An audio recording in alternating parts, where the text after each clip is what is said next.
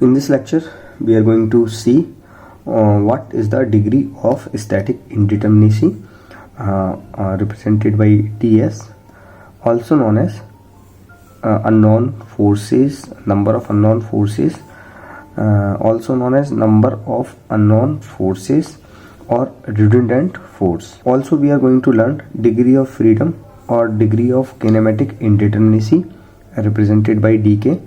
So this is most basic example to learn degree of static indeterminacy and degree of kinematic indeterminacy in any truss or for 2D structure.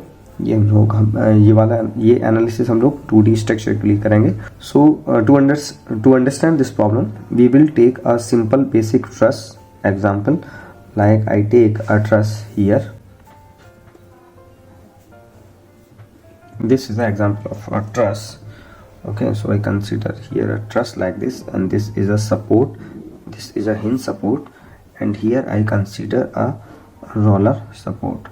Okay, and these are the truss member, this is a truss bar, and these are the nodes. ये nodes हैं, node 1 और also known as truss joint basically.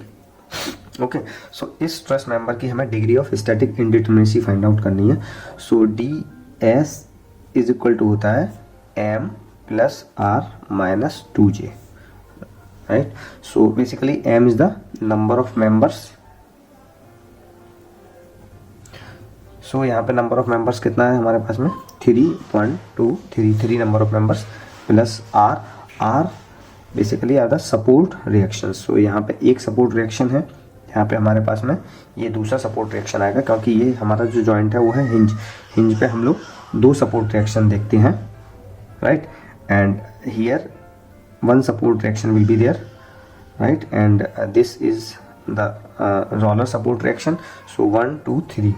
So total support reaction is 3 and minus J is the number of joints 1, 2, 3. So 2 into 3. So ds for this case is equal to 6 minus 6 is equal to 0. So if the degree of static indeterminacy of any structure is 0, that structure is statically determinate, right? And if ds is less than 0, it means your structure is unstable or under stiff.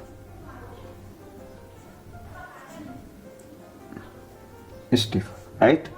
If ds is greater than 0, मतलब 1 है, 2 है, 3 है, तो वो आपका structure जो है structure is statically indeterminate, right?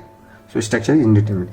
And इस केस में ds आपका -1 0 से कम है, -1 -2 -3, तो अनस्टेबल स्ट्रक्चर हो जाएगा. अनस्टेबल स्ट्रक्चर का एग्जांपल आप देख सकते हो, लाइक अगर ट्रस में हम लोगों ने दोनों एंड पे रोलर लगा दिया, यहाँ पे भी रोलर है, इस सपोर्ट में भी रोलर है, तो क्या होगा, स्ट्रक्चर यहाँ से मूव कर सकता है, मूवेबल स्ट्रक्चर बन चुका है. It means structure is unstable क्योंकि यहाँ पे रिएक्शन कंपोनेंट हमारे 2 ही है मैक्सिमम.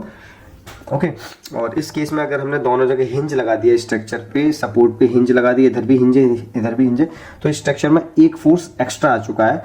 एंड राइट, तो यहाँ पे ये स्ट्रक्चर आपका इनडिटरमिनेट स्ट्रक्चर बन चुका है, रिडंडेंट स्ट्रक्चर है. इसको सॉल्व करने के लिए हमारे पास में इनडिटरमिनेट स्ट्रक्चर एनालिसिस का पार्ट है. तो हम लोग बेसिक प्रॉब्लम हमने डिस्कस किया, इसकी डीएस देखा हमने, डीएस इसका 0 आ रहा है, राइट? इसी तरीके से you can determine DS for any structure like this. तो किसी भी स्ट्रक्चर में आप लोग degree of static indeterminacy find out कर सकते हैं. जैसे कि you can try to solve this example. इसका ds कितना होगा, you can write me in comment. Now I come to the degree of freedom.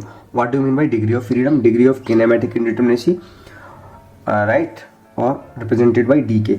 Okay, so dk हम लोग इसका देखते हैं, and dk is nothing but the total number of unknown displacement component minus restraint.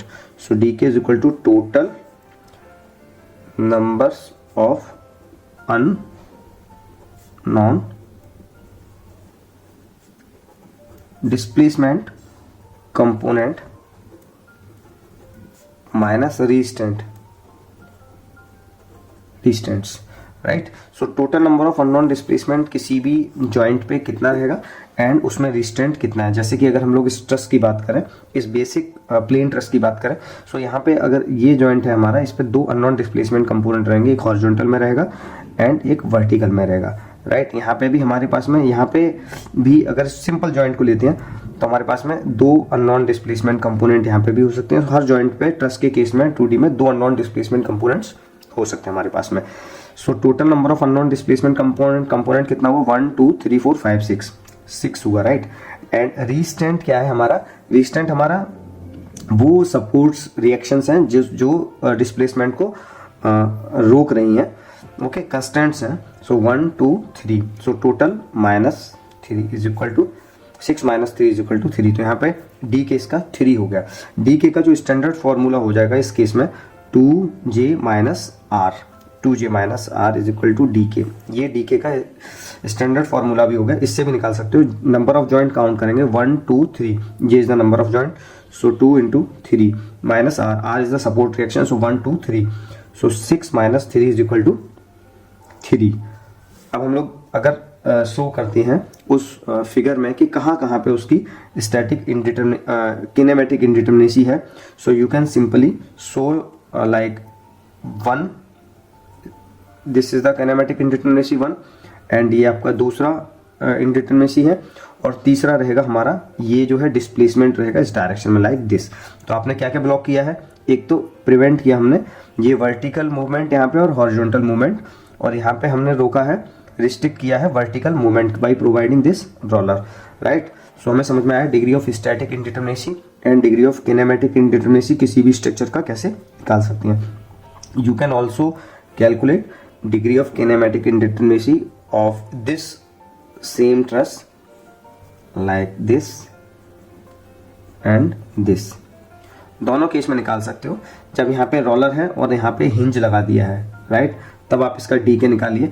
सो जितना roller का आएगा उससे एक कम इस केस में आएगा, और यहाँ पे इंडिटरमिनेसी, अगर यहाँ पे हिंज है और यहाँ पे रोलर है, तो यहाँ पे जितना रोलर का इंडिटरमिनेसी आएगा स्टैटिक इंडिटरमिनेसी, उससे एक ज़्यादा हिंज के केस में आएगा अगर आपने यहाँ पे हिंज प्रोवाइड कर दिया, राइट।